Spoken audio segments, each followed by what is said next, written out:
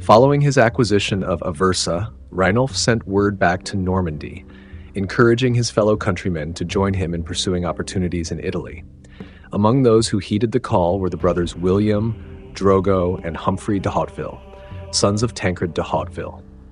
Initially, they secured positions under Guaimar IV, the Lombard prince of Salerno. Their chance for advancement soon arrived in the form of military conflict. However, unlike the frequent territorial disputes among the Lombard states, this campaign had far-reaching strategic significance. The brothers were recruited by the Byzantine Emperor for a mission of considerable importance, the reconquest of Sicily from Muslim control. This endeavor aimed to secure Byzantine dominance over the Eastern Mediterranean, reflecting the empire's broader geopolitical ambitions. At this time, Constantinople retained much of the military strength and strategic momentum established by the Macedonian dynasty, despite a growing decline under increasingly ineffectual rulers. The empire still had reason for optimism regarding its prospects in Sicily. The island had been engulfed in a prolonged civil war, with one emir, Ahmad al-Akal, locked in a bitter struggle against his brother, al-Hafs. This internal conflict fractured the powerful local aristocracy, creating rival factions vying for dominance, while the central administration steadily deteriorated. The Byzantines were already capitalizing on the turmoil within their long-standing adversaries. They laid the groundwork for intervention by leveraging their sophisticated intelligence networks, engaging in skillful diplomacy, and deploying significant financial resources to undermine resistance and secure local support. The core of the invasion force was made up of Greek and Bulgarian soldiers from the heart of the Byzantine Empire, with support from the Imperial Navy.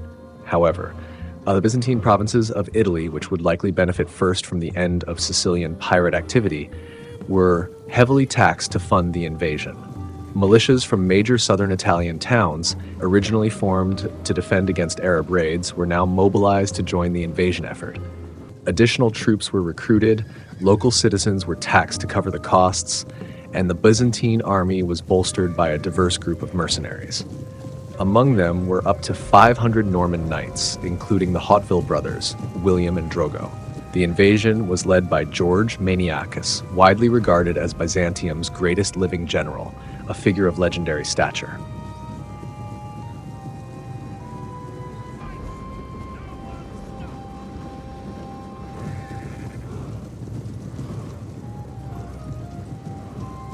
During the early Byzantine victories, the Normans proved themselves to be valuable allies and courageous warriors.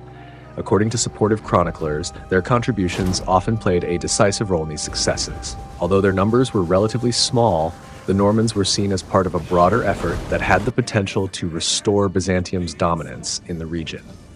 Among them, William of Hauteville began to distinguish himself. A skilled and pragmatic soldier, he was known for his ability to earn the trust of others while avoiding unnecessary conflicts. However, it was his prowess as a fighter that solidified his reputation among the seasoned warriors of the invasion force.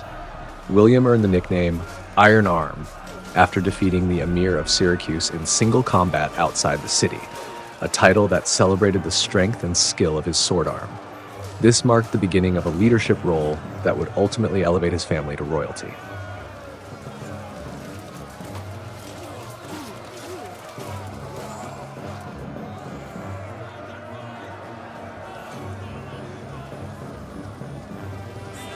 Despite William Hauteville's notable personal achievements, the overall expedition began to falter and eventually disintegrated.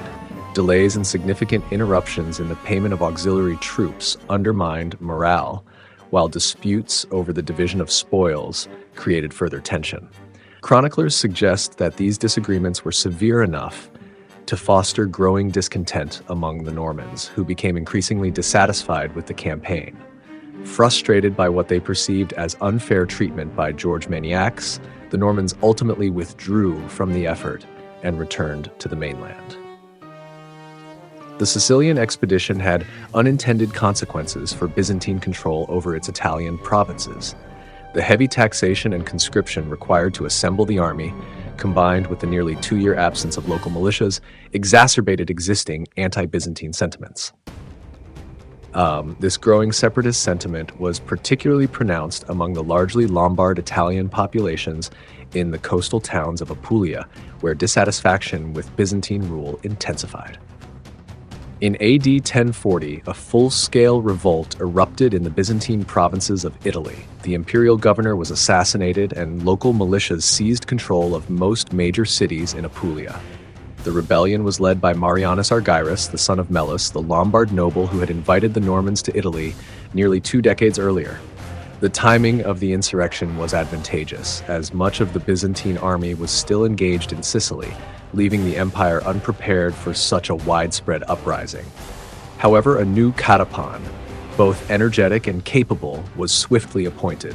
By the end of the year, this new governor managed to stabilize the situation, reclaiming some territory and containing the rebellion while awaiting reinforcements from Sicily.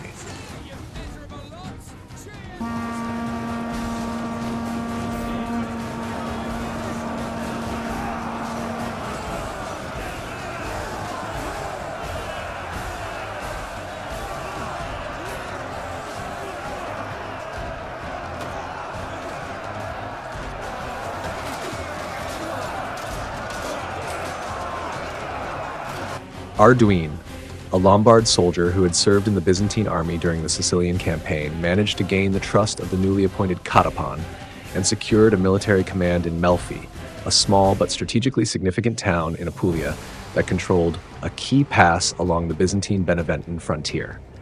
However, this position did not inspire loyalty in Arduin. Still resentful over his experiences in Sicily and possibly driven by a sense of Lombard nationalism, Arduin proved to be a disloyal subordinate. Subtly and effectively, he began encouraging rebellion among the citizens of Melfi. Once confident in their readiness to act, he sought out the Normans, intending to use them as tools to exact his revenge against the Byzantines. In early AD 1041, Arduin secretly traveled to Aversa to meet with a group of Norman comrades and presented them with a pivotal proposal. He urged them to join him in Apulia, promising them control of Melfi as a base from which they could drive the Byzantines out of the wealthy but poorly defended northwestern Apulia and potentially beyond. The proposal likely sparked considerable enthusiasm among the Normans, who, by most accounts, were young, restless, and eager for opportunities to gain wealth and power. Prince Guaimar of Salerno, meanwhile, appeared disinclined to intervene in the Normans' ambitions. Their presence in Salerno had increasingly become a source of instability, and diverting their energies elsewhere likely seemed a practical solution. Furthermore, with the Byzantines already struggling in Sicily and Apulia, Guaimar may have calculated that they were unlikely to hold him accountable for the Normans' actions. Once Prince Guaimar agreed to release a number of knights from his service, Arduin quickly assembled a force of 300 knights, led by 12 chiefs. The plan for the raid was organized, and an agreement was made to divide any spoils evenly, half for the Normans and half for Arduin. Among the 12 chiefs leading the various groups of knights were the 2 elder sons of Tancred, William Ironarm and Drogo, who were once again eager to seize the opportunity for further adventure. In early March, the Norman raiders and their men made their way through the mountains into the foothills of Apulia, approaching Arduin's town of Melfi. The citizens of Melfi, likely caught off guard and facing the overwhelming size of the raiding force, opened the town's gates. This act of surrender provided the rebel group, primarily composed of Norman knights, with a crucial foothold in Byzantine-controlled territory. Melfi, being a well-fortified hill town, offered strategic advantages that allowed the Normans to expand their influence and disrupt Byzantine holdings throughout Apulia. Within weeks, they had secured the submission of nearby towns, including Venosa, Lavello, and Ascoli, and indulged in their tendency for pillaging the surrounding countryside. Furthermore, they successfully aligned themselves with the broader Lombard rebellion, gaining support from the local Apulian population.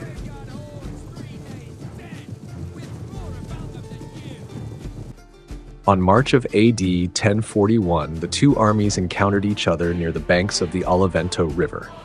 The Norman forces, consisting of approximately 300 knights and an estimated 600 infantry, were significantly outnumbered by the Byzantine army, which comprised several thousand soldiers, including elite units of Varangians renowned for their combat prowess.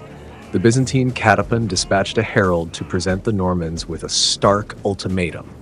They could either withdraw safely into Lombard territory or face the consequences of a bloody battle. The Norman rebels, undeterred by the odds, chose to engage in combat.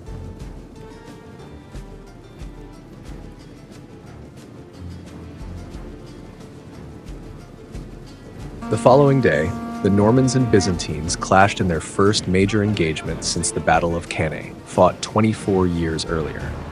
However, unlike the earlier confrontation, this time the Normans emerged victorious. Despite being heavily outnumbered, the Norman forces decisively routed the Byzantine army. Many Byzantine soldiers, including members of the elite Varangian Guard, were either killed in the fighting or drowned while attempting to flee. Buoyed by their success, the Normans returned triumphantly to their fortified stronghold at Melfi. From there, they launched raiding parties to plunder Byzantine-controlled territories and worked to broaden the scope of their rebellion.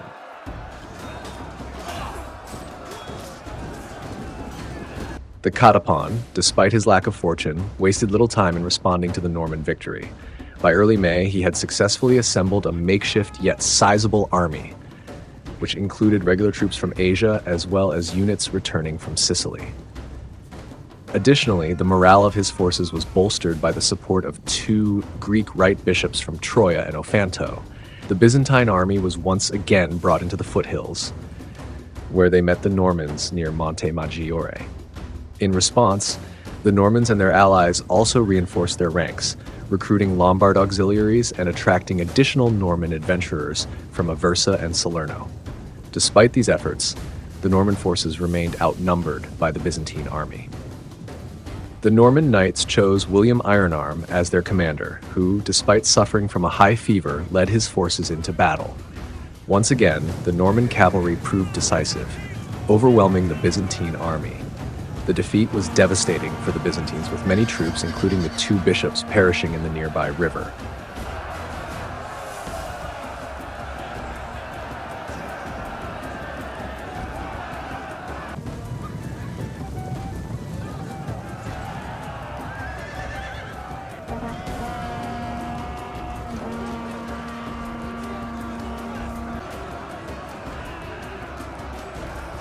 The Catapan, forced to retreat to the port of Bari, called for reinforcements from Sicily, but was soon replaced due to his failure. The Normans, on the other hand, secured significant war spoils, including tents, silver and gold vessels, precious fabrics, arms, armor, horses, and other equipment. The fighters who had participated in the battle were greatly enriched, and the success attracted new knights to join the rebellion. More importantly, the victory provided the rebel army with a much-needed period of respite, allowing them several months to consolidate their position and further expand their still fragile control. One final pitched battle remained to be fought in Apulia, and this time both sides would be led by new commanders. The Byzantines appointed Bojoans as the new Catapan. He was the son of the governor who had successfully defeated the first Norman forces at Cannae in 1018. The rebels, on the other hand, fought under the command of Atenulf, a member of the ruling family of Benevento.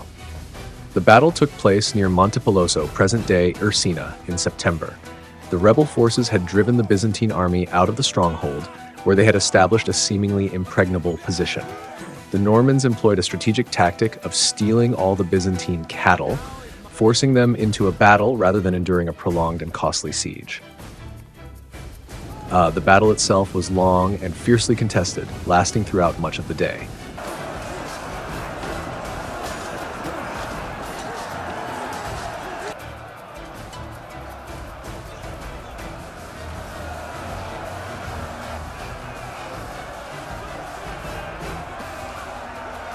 However, the heroics of the Norman cavalry, once again led by William Ironarm, ultimately turned the tide in favor of the rebels.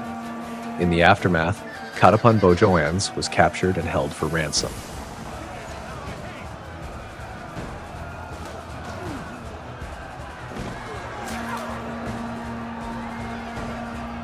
The victory proved to be decisive. Following a summer of intense fighting, the Byzantine army was forced to retreat to the coastal cities, leaving the hills to the rebels and the plains open to their raiding parties. The Normans and their Lombard allies quickly established control over much of the interior, extending their reach into Calabria, where the town of Matera declared its support for the rebellion. Even the coastal cities of Bari, Monopoli, and Giovinazzo distanced themselves from the Byzantine cause, although this shift was more a strategic payment of tribute to avoid Norman raids than a true alignment with the rebellion. After the battle, the rebels selected Marianus Argyrus of Bari as their new leader, recognizing that his leadership would help solidify popular support. Argyrus had previously played a key role in the anti-Byzantine revolt, as his father had before him. However, the decision was largely a tactical one. Argyrus was a staunch Lombard patriot, committed to ensuring that neither the Greeks nor the Normans would dominate Apulia. For the time being, though, he was seen as the leader best able to unite the Normans and Lombards in their shared cause. In the spring of 1042, a shift in Constantinople's leadership provided the Byzantine forces in Apulia with a new military strategy, along with a commander capable of reversing the rebels' gains. The change of emperors led to the release and reinstatement of the formidable general Maniaces, who was appointed as the new Catapan, with explicit orders to suppress the rebellion. Maniaces landed in Taranto in April, where he swiftly defeated a poorly manned Norman attempt to lay siege, forcing the Normans to abandon their efforts.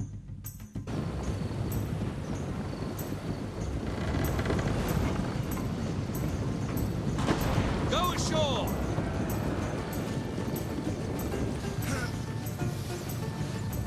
Prepare to fire! Weapons ready!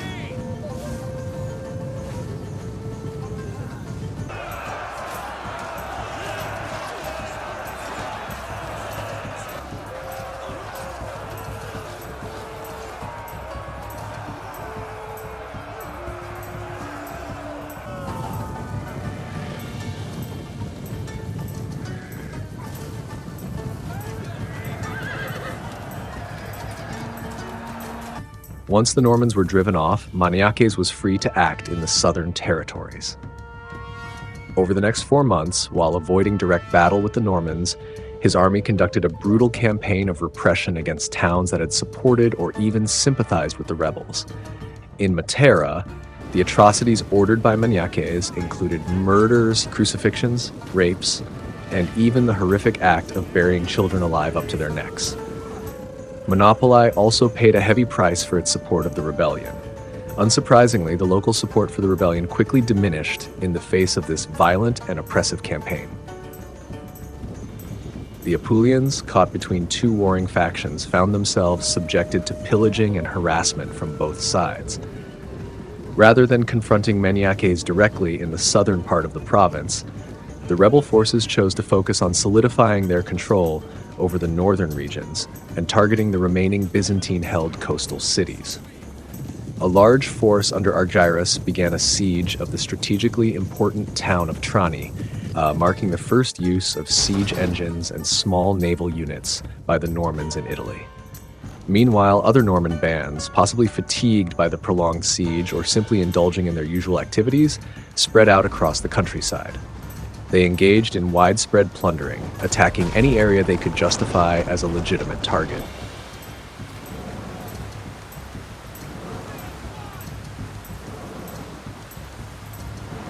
In the end, the two armies never clashed due to another unexpected turn of events in Constantinople. Maniaces was recalled once again, but this time he rebelled against the empire and left Italy.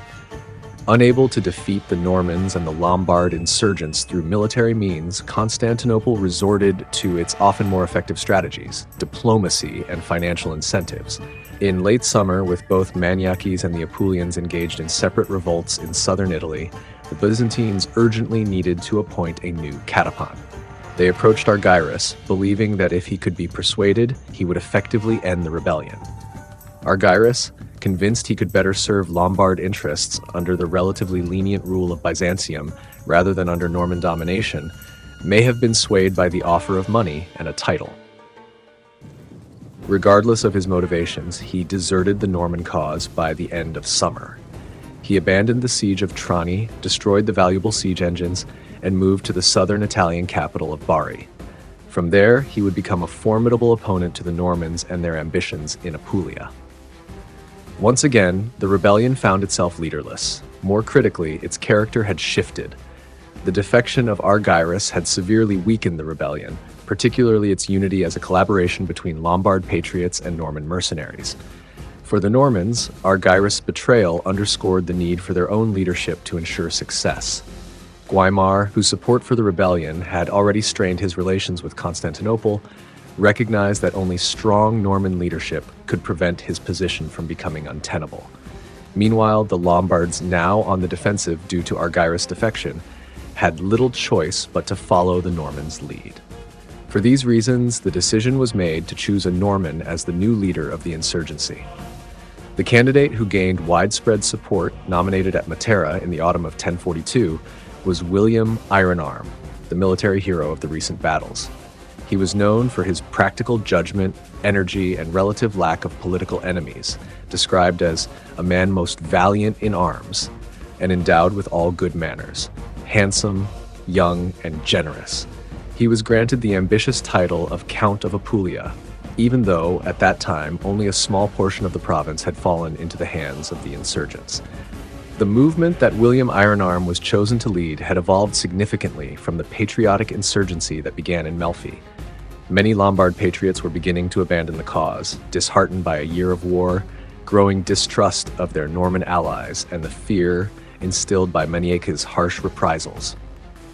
Argyrus, now the Byzantine governor of the province, promised a less oppressive rule and effectively undermined the remaining rebel leaders. As the flame of rebellion began to fade, the alliance between the Lombards and Normans all but dissolved, though young Lombard men still joined the Normans as auxiliaries, motivated by the potential for spoils. William's leadership now guided a movement with a distinctly Norman character. While it still sought to end Byzantine rule in Italy, its leaders increasingly aimed to replace Byzantine officials with their own, or at the very least, to establish or seize personal fiefdoms for themselves. To formalize the new order and establish their presence in the land they had claimed, the Normans convened a council at Melfi in the early months of 1043. During this council, the Prince of Salerno was granted the title of Duke of Apulia, though the title carried little real power beyond the authority to demand military service and officially recognize the lands seized by the Normans through deeds or charters. Guaimar's seemingly powerful political position was, in essence, dependent on the support of his Norman vassals, and it could easily be overturned at any time. The Normans divided Apulia into 12 counties, with 12 leaders chosen as counts. Melfi was established as the capital of Norman Apulia, and in February 1043, William de Hauteville was elected Count of Apulia. This title granted him a vague superiority over the other counts. However, William's title as count made him, in the eyes of his peers, merely the first among equals, chief military leader and chairman of their joint councils, but not necessarily their feudal lord. The Normans remained numerically weak, despite their increasing success in recruiting new knights and sergeants from northern Europe. Furthermore, they had lost their Lombard allies, which further strained their position. While they could hire local adventurers and integrate them into their French-speaking units, the situation had changed significantly. Where they had once received local support, they now faced growing resistance from a population that had become increasingly discontented and, in some cases, openly hostile. This shift in sentiment can be largely attributed to the Normans' own actions. Their failure to adequately understand and adapt to local conditions, compounded by their tendency to prioritize short-term ambition or tactical expedience, contributed to the creation of this antagonistic environment. Despite their weaknesses, Norman knights proved highly effective in expanding their territories. Their methods, while straightforward, were exceptionally brutal. Small groups of horsemen would first devastate the countryside, targeting trade routes, and depriving local populations of the resources necessary for resistance. Their lack of numbers necessitated reliance on tactics of terror, including acts of murder, rape, and arson, all of which played a role in subjugating the population and facilitating their path to dominance. Once the Normans secured control of rural areas, they often accepted tribute payments as a means of consolidating their power. However, when seeking to capture or subdue a larger town or city, they typically avoided direct sieges. Instead, they favored blockades, cutting off supplies and attempting to starve the inhabitants into submission. If a town surrendered after resisting, it could face harsh reprisals, further reinforcing the Normans' reputation for savagery, a reputation that served their immediate objectives. After a town's submission, it was generally integrated into a treaty arrangement with the Normans. These agreements typically required the payment of tribute, the provision of hostages as guarantees of compliance, and occasionally the acceptance of a Norman garrison. In AD 1044-45, William Ironarm led the Norman barons to 2 victories against the forces of Argyrus. However, these battles lacked the heroic scale and decisiveness of his earlier campaigns in Apulia. William passed away in late AD 1046 and was deeply mourned by his fellow lords. His death presented them with the significant challenge of selecting a new leader. Ultimately, William's brother, Drogo, was acknowledged as his successor.